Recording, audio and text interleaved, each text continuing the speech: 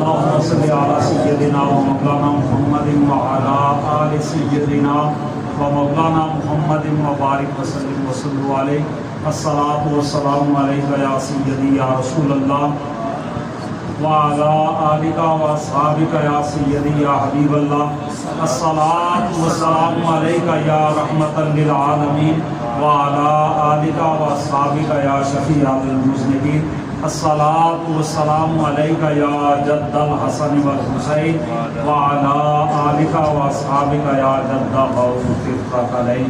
حمد و صلاۃ کے بعد چونکہ ہم یہاں پہ دعا کے لیے جمع ہوئے ہیں اور جو وقت مجھے بتایا گیا تھا وہ 12:15 ہے اور تقریباً 9 منٹ باقی ہیں. میں نے 9 منٹ ہی گفتگو کرنی ہے لیکن آپ نے توجہ رکھنی ہے. مجھے آپ کی صرف توجہ چاہیے.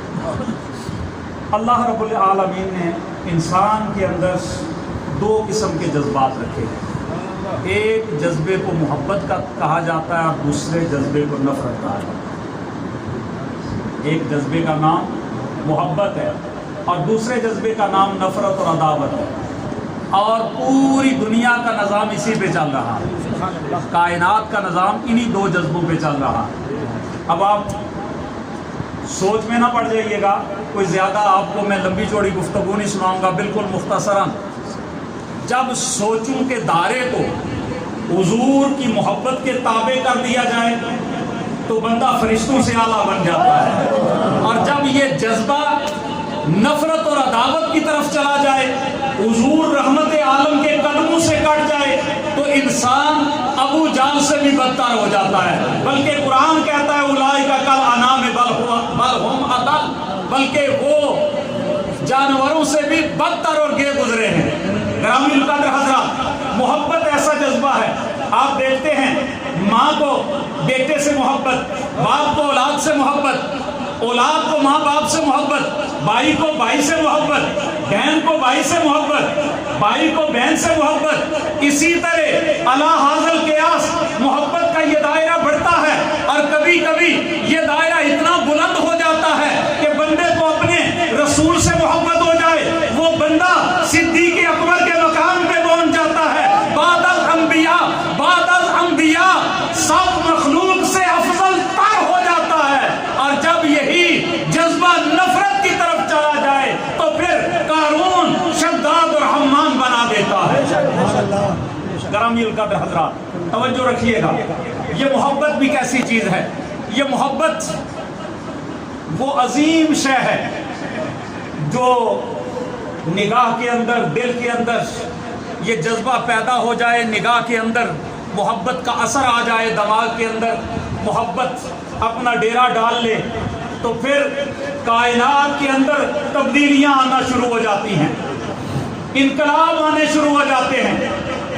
یہ الگ بات ہے کہ ہمیں تبدیلی کے نام پہ بہت سے لوگوں نے لوٹا، بہت سے لوگوں نے ہمیں ورگلایا.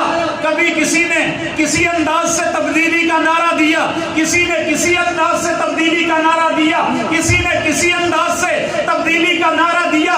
لیکن عملاً ہمیں اپنے جہان کے اندر تبدیلی نظر نہیں آئی.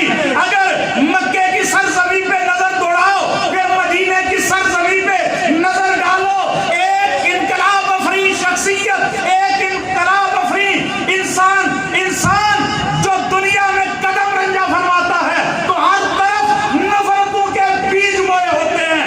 کوئی پانی پہ لڑتا ہے تو صدیاں لڑتے جاتا ہے، کوئی گھوڑوں کی دوڑ پہ لڑتا ہے تو صدیاں گزر جاتی ہیں، لڑائی ختم نہیں ہوتی.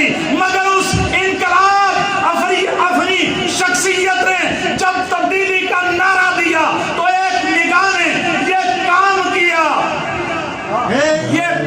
کیا کہ رب محمد کی قسم، ادھر نگاہ اٹھی، ادھر صدیوں کے ایک دوسرے کے دشمن آپس میں دوست بن گئے، ایک دوسرے سے جنگ کرنے والے محبتوں کے امین بن گئے، ایک دوسرے کو سینے سے لگانے والے بن گئے. اور بات یہیں تک نہیں، وہ ہجرت کا موقع ملاحظہ کیجئے، ہجرت کا موقع ملاحظہ کیجئے. تفصیل کا وقت نہیں، سرکار نے انصار و مہاجرین کو بلایا. ایک انصار کو ایک مہاجر کا بھائی بنایا، انصار نے قربانی یہ دی، ایثار یہ کیا، قربانی اس قدر کہ میرا آدھا مال اس کا، میرا آدھا مکان اس کا، میری جائیداد میں سے آدھا حصہ اس کا، میرے کاروبار میں سے آدھا حصہ اس کا، آدھا میں اس کو دیتا ہوں، آدھا اپنے لیے رکھتا ہوں، میں اسے اپنے ساتھ بازار میں لے کے جاؤں گا، اپنے کاروبار میں شریک کروں گا۔ یہ کیا ہے؟ ایک طرف نفرتیں ہی نفرتیں ہیں، مگر محمد عربی نے، محمد عربی کی نگاہ پرعظمت نے وہ کام کیا کہ دلوں سے نفرتیں نکل گئی، محبت نے ڈیرے ڈال لیے۔ محبت اس عروج پہ پہنچ گئی کہ لوگ ایثار کرنے لگے۔ کتنا ایثار کرنے لگے؟ جنگ کا موقع ہے، تفصیل میں جانے کا وقت نہیں۔ العطش کی آواز بلند ہوئی، دوسری جانب سے العطش کی آواز بلند ہوئی، تیسری جانب سے العطش کی آواز بلند ہوئی، چوتھی جانب سے العطش کی آواز بلند ہوئی۔ پانی پانی پانی کی بات ہو رہی ہے، میدان جنگ ہے، کٹے ہوئے ہیں، زخمی حالت ہے، ادھر سے پانی والا سکا آ جاتا ہے، کہتا ہے لو بابا پانی پی لو، کہتے ہیں مجھے بھی اگلے کو دو، اسے مجھ سے زیادہ ضرورت ہے۔ کہا اس کے پاس جا پہنچے، کہا مجھے بھی اتنی ضرورت نہیں، مجھ سے آگے والے کو زیادہ ضرورت ہے۔ وہاں پہنچے، کہا اگلے والے کو زیادہ ضرورت ہے۔ وہاں پہنچے، اب وہاں پہنچے تو دیکھتے کیا ہیں، اس کی روح کب سے انسری سے پرواز کر چکی تھی، پلٹے الٹے پاؤں پچھلے کے پاس جاؤں شاید اس کی جان بچ جائے۔ جب وہاں آئے تو وہ بھی اپنے رب کی بارگاہ میں اپنی جان کا نذرانہ پیش کر چکا، پھر پلٹ کے دوسرے کے پاس آئے، وہ بھی جانے آفری کے ثبوت کر چکا تھا۔ جب پہلے کے پاس آئے وہ بھی اپنی رب کی بارگاہ میں لبیک کہہ چکا تھا۔ کھڑے ہو کے ایک لمحے کے لیے سوچا، پانی کی اس کو بھی ضرورت تھی، پانی کو اس کو بھی ضرورت تھی، پانی کی اس کو بھی ضرورت تھی، پانی کی اس کو بھی ضرورت تھی، مگر یہ کیا بات ہے، اس نے پانی پہ چپا نہیں ڈالا۔